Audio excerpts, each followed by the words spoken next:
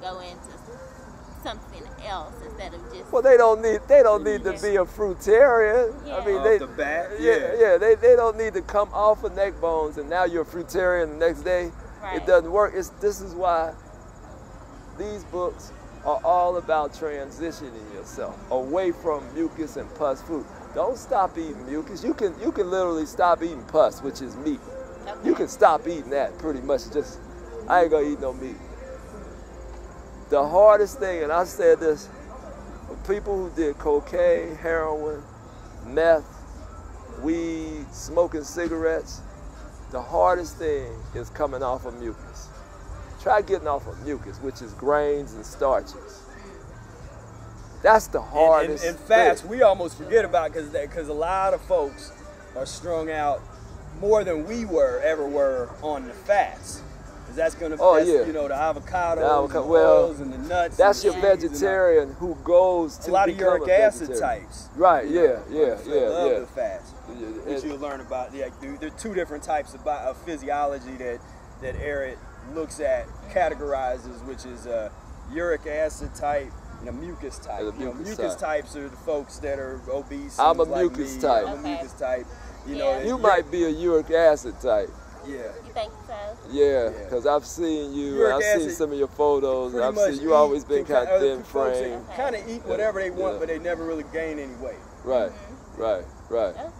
So, but the But there's thing is, different. There's various levels to each of those. You know, so there's different levels of uric acidness where, you know, some people are be a uric acid type, but they might not be that far off if they get into the diet. There's other people that are very, very like chronically acidic. And they, you know, they can go through it. You know, the transition. So the transitioning process would be easier for them. Well, no, it would be easier for the person that's not too far, not too far off the path. Because I've looked like with your physiology, I don't think you're not that far.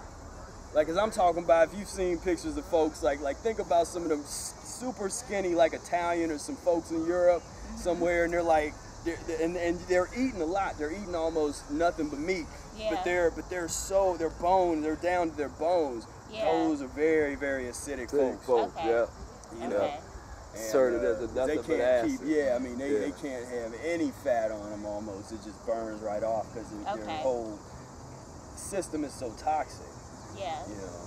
But the thing is, I think, like if you just, I just promote the enema, regardless, even if you still eat meat.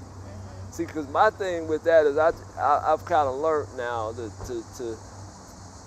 the enema will extend someone's life in terms of even if they're a meat eater, even if they're a dairy eater, because the enema helps keeping that stuff moving.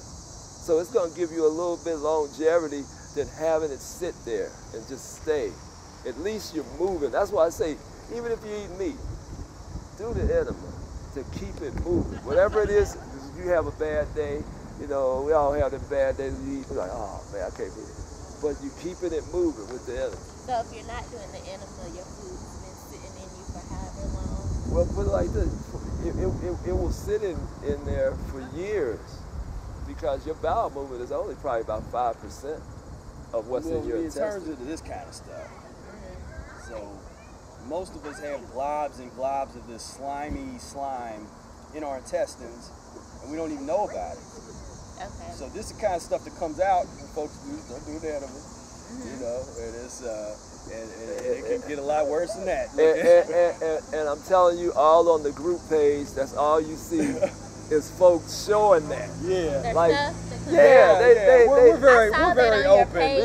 We're very open. And I'm not used to seeing the like, I mean, they're like unbelievable. Like they can't believe that stuff is coming out of them because they were vegetarians or they thought they were really doing something. Okay. And to see that kind of stuff coming out of them, they was like, and worms crawling around in the toilet. Stuff. You'd be like, dang, that stuff is moving in there. So, because most people, that's pretty much a given. I mean, if you've eaten meat in your life, it's a very good chance you got tapeworms up in there. That's just kind of normal at this point. Okay.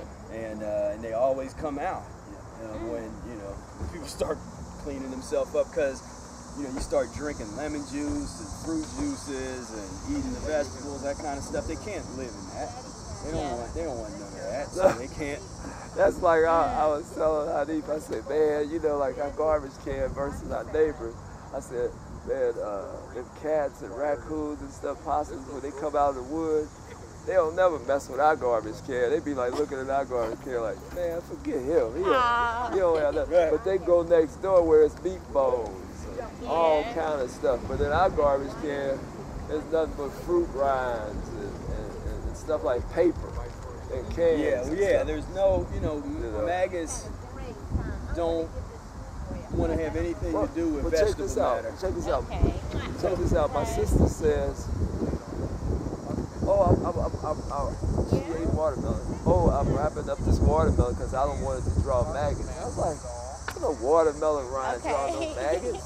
But what she had forgot is that when she put the watermelon rind in her old garbage can where she lived, there was meat in there with the watermelon. So she was saying that the maggots, watermelon draws maggots, not the meat. See, but it's like their mind, it's like in her mind, she couldn't rationalize like the thing. I said, Johnny, there's no watermelon rind gonna create no maggots. I said, they're flesh eaters.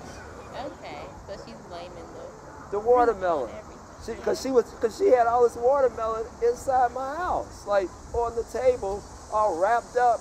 I said, why don't you put that in the garbage can? Well, I didn't want to create maggots. It's like, you ain't gonna create maggots only if you put neck bones and meat in that garbage can. But she literally thought, and probably still did, because she kind of looked at me like, like here I go again with some more bullshit I'm trying to tell her at my house. Okay. So, so yeah. So we got